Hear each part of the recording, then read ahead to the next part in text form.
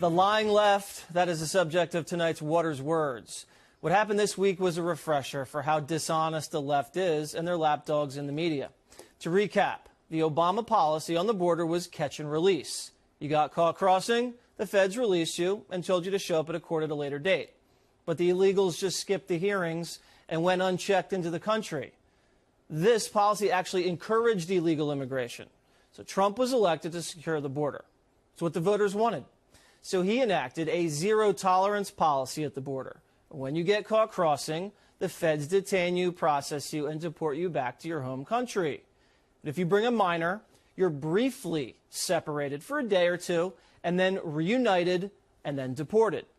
But if you bring a minor and can't prove you're related, the feds will separate and investigate if you're a child trafficker or human smuggler.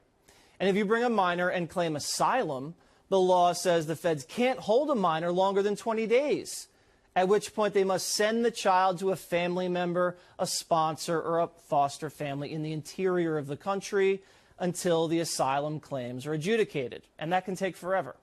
And that was a Clinton-era arrangement that was upheld by the liberal Ninth Circuit Court of Appeals. Obama did the same thing. Trump just did it at a higher rate because all border crossers now are being prosecuted. CNN asked Senator Baldwin about the hypocrisy. So many people in this country are certainly outraged by the cages and the thermal blankets and the facilities housing these kids. You know, they were all there in 2014 under President Obama. And my question to you, Senator Baldwin, is did you speak up against them then? You know, on this issue that we get into a moment where we're making progress, and then when it stalls, we turn around. I think we all need to continue to be focused on it and press it through. What was that, Senator? Was that even English? I have no idea what you just said. And for the record, the Democrats don't want to solve problems. They want to blame problems on Trump and do nothing about it. How do I know this? Senator Ted Cruz released a standalone bill that would keep families together during detention, and Chuck Schumer and the Democrats wouldn't vote on it because they wanted to, quote, keep the focus on Trump. Makes you wonder if the elected Democrats really care at all about the migrant kids. And Jimmy Kimmel led the charge on Late Night. Just when you thought we couldn't go any lower as a nation, we have, I'm sure you've seen the heartbreaking and horrific images of families literally being torn apart thanks to the Trump administration and their zero-tolerance immigration policy. Now, Congress makes immigration law, not the president. But Democrats in Congress refused to act, so President Trump had to step up and sign an executive order, which the next president can undo, urging federal agents to keep illegal immigrant families together at the border and deport them together.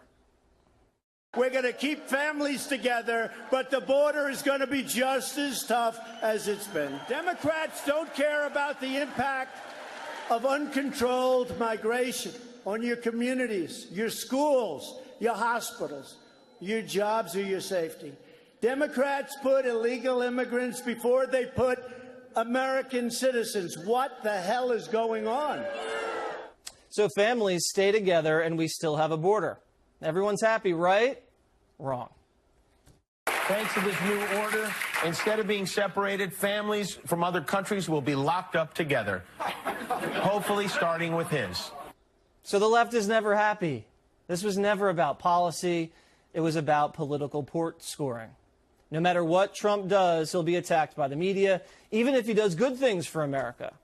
Remember when Donald Trump ran for president, he promised to bomb the hell out of ISIS, and the media criticized him? Dropping bombs, first of all, you got to have targets to drop bombs on. It's an applause line for people who have never been there and have never seen what it's like. And when Trump defeated the ISIS caliphate, instead of reporting on his successful military strategy, here was the headline. 3/4 of unintentional civilian deaths in Iraq and Syria have occurred during the Trump presidency. And remember when the media went after President Trump for not going to Puerto Rico soon enough after the hurricane and handing out supplies? The lame, pathetic excuse for a president that is Donald Trump is tweeting about the NFL while Americans are dying and while Americans are in this level of need. He should be talking about one thing and one thing only: Puerto Rico, Puerto Rico, Puerto Rico, Puerto Rico. Well, when he did go, they didn't like how he handed out supplies. This was a PR 17-minute meeting. There was no exchange with anybody, with none of the mayors. And in fact, this terrible and abominable view of him throwing paper towels and throwing provisions at people, it's really, it does not embody the spirit of the American nation. Trump was savaged for his strong stance on North Korea. This commander-in-chief has anger and hostility and bellicose rhetoric and things that are not helpful when we're dealing with an adversary like North Korea. Then, when the president engaged in the exact diplomacy the media was pleading for, this was framed as a loss. A summit is not an accomplishment for the American president, Brian. It is a major accomplishment for Kim Jong-un. And finally, the Trump economy. There is nothing unprecedented about President Trump's first 6 months in office, economically anyway. Now that the unemployment rate dropped to the lowest it's been in almost 20 years, we hear this. Hip, hip, hooray, unemployment is down. What does that mean to me in my life? So the lesson here is the left-wing media is not covering Donald Trump fairly. We've proven it. Do not trust them. They won't tell you the truth.